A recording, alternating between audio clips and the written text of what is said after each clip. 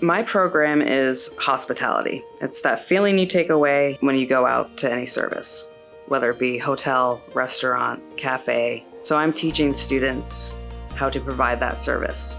At the Central Vermont Career Center Baking and Arts program, our projects are very tangible items, and we do a lot of production.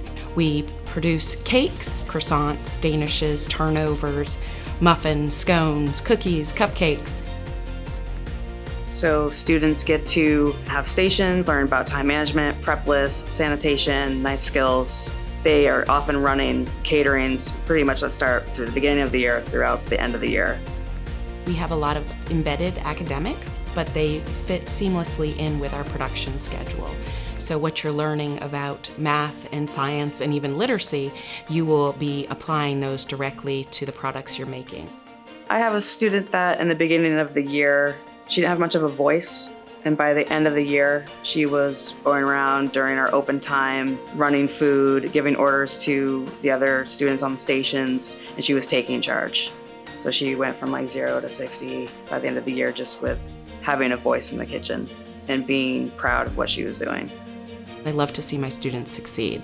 Student success is foremost the reason I've become a teacher, but also the ability to make people smile. Whether it's a croissant or turnover or a cupcake or a cheesecake, that person is guaranteed to smile and find happiness. One of my other favorite parts of the program is them finding the joy in cooking as therapy. And some of them are taking that home and they're cooking at home and they're realizing that, oh, I've never thought that like cooking is therapy for me.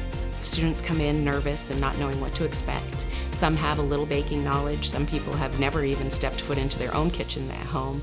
And by the end of the school year, I see students working seamlessly without my instruction to accomplish tasks that they've been assigned.